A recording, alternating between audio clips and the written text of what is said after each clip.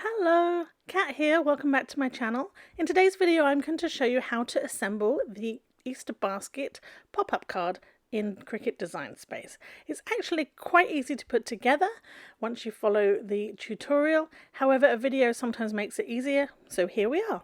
Stick around to the end of the video and I will show you how to jazz up the front of this card and add a few more details. Firstly, you're going to need to cut all your pieces on your Cricut machine and get yourself a adhesive that you trust. I like Recollections because it dries clear and it dries fast, and in combination with a tape gun you can make most cards with this. First thing you want to do is stick the pink backing onto the back of the bunny. This creates the pink details inside the ears and on the cheeks. Remember, when you're cutting the bunny initially you want to make sure the pen is in the machine so that you get the details on the front, or you will be hand drawing them afterwards. So pick up the green egg and we're going to put it behind the bunny arm so it looks like the bunny is holding the egg. The 3 eggs we're using right now are the ones with the slits on the top. We will use the 3 with the slits in the bottom a bit later on. And then you're going to attach the bunny to the tuft of grass that has a slight bump on the left side. That's where his tummy and foot sit. And then you're going to glue a little bit behind that egg, just on the green bump in the middle there.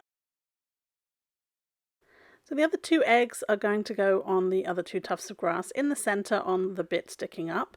This one actually has 2 slits at the top and 3 at the bottom, and the other one has all the slits at the bottom.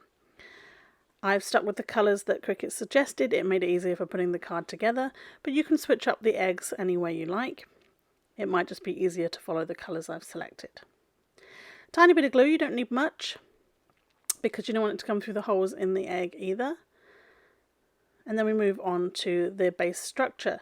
So these are 2 strips of grass and they have score lines all the way along, which my machine did with the scoring stylus. I do have the scoring wheel and I tend to use it for projects where I need a really deep score line like acetate and things like that. But the scoring stylus I use most often because it means I don't have to switch out the blade. So once you've folded those along the score lines, they're going to slot into place opposite each other to create a box. And this is what's going to create your main structure for the inside pop-up part of your card. So the slit at the bottom goes into the slit on the top and they face opposite each other, creating a box. So do the same on both sides. And if you've done it correctly, it should fold completely flat and open up to a box when you're done. Next we take the green bits that have leaves on them, and the first one I'm going to use has 3 slits on the top as well as 2 in the bottom, and that's going to go in the center of your box, creating the initial structure, and then the other one just crosses in the opposite direction. There we go, still folds flat. Then I'm going to add the pink egg on the right hand side of the box.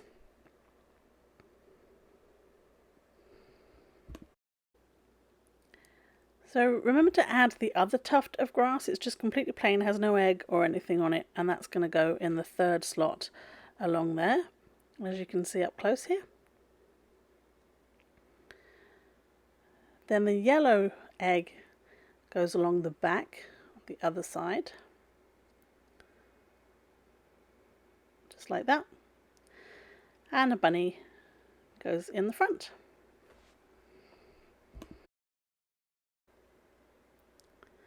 Just double check again that it still moves as you want it to. And then the other 3 eggs I mentioned earlier that have the slits in the bottom, now we're going to add those to the other egg. So go with the corresponding egg and just slide it in the top. These don't need to be glued into place, they actually need to move, which is why you just slide them in. And there we go. So to add the basket handle, we're going to make sure it goes behind the grass and behind the bunny. You don't want it covering up the bunny's face, so you just stick it behind those 2 bits of grass directly behind the bunny there. Now do keep watching this carefully. I was not paying attention to exactly how tall the basket handle would be, and that's actually really important for when you're closing your card a bit later on. And I'll also tell you how I fixed that mistake. So when cutting the basket, this is actually the second one I cut, because the first one I cut and it looked like this. Now the inside of this particular piece of cardstock was white and it did not cut well. Plus I would have had to weed every single section out, so I may have cut it on the wrong setting. So you want to make sure your scoring tool is in there as well, because I also missed that on my first cut and then none of my score lines were in. So choose a cardstock that's right for the project, make sure your settings are right, and make sure the tools are in the machine before you start. Seems obvious, but you always miss something. Anyway, I folded all the score lines all the way around this basket. It gives the illusion that the basket is actually round, even though it's not, and it's going to help it fold flat inside your pop-up card. There are a couple of tabs on the bottom, you want to fold those out, and there's a tab on the end of one side which you want to glue into place on the inside of the basket. So pop your bunny, the grass and the eggs inside the basket, making sure that the tabs of the basket cover the tabs of the green bit, because they need to function together. Just like that. Then the white parts, which are mainly decorative, are inside the card. These are going to cover up the mechanism of your card. So you slide the tabs through the slit on one side and glue them into place, and then you flip it and repeat on the other side. Now you can use a double-sided tape if you want, any kind of adhesive. I like this glue, it dries pretty fast, and you can move it around if you need to manipulate anything while you're putting your card parts together. I do like to test it once the glue is dry, just to check that it still opens as it should, before I glue it into the actual card. So now we're going to make the outside part of the card. There's a score line down the middle and we fold it in half. I use my scraper tool here just to increase that line down the middle. Then we take the inserts for the center of the card and we're going to flip them over, and I put some glue on the back. Now again, you can use double-sided tape. I like to be able to move it a little bit if I've stuck it down in the wrong position. And when you are putting the glue on the other side though, make sure that you don't put any behind the egg that will show through on the front of the card, because you don't want the sticky glue showing through. And I will show you what I did to add more details to the front of the card if you stick around till the end. So add some glue to the back of the white half circle there and stick that in line with the insert in the center of the card. I add glue to the other side and fold the card closed. I find with pop-up cards it's easiest to do that, because then I know it's going to sit flat when I close the card. If you glue them in an open position, sometimes they won't fold flat afterwards. There we go. So can you spot the mistake when I close the card here? It's not going to fit in the envelope like that.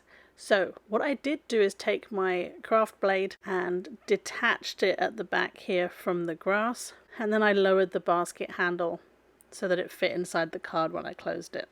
So a trick for the envelope is to use the scoring stylus along the edges, and then you know where you have to glue or tape when putting your envelope together. I always use pattern paper. It's lighter weight, it's pretty, you can actually reverse it and have the white on the outside. I didn't in this case, but there you create a pretty envelope very, very easily. So here's the card finished. And as I promised, I did have a tip for decorating the front. For intricate fonts and extra detail, I added some vinyl. If you have any questions, please put them in the comments. Thanks for watching, and I'll see you soon.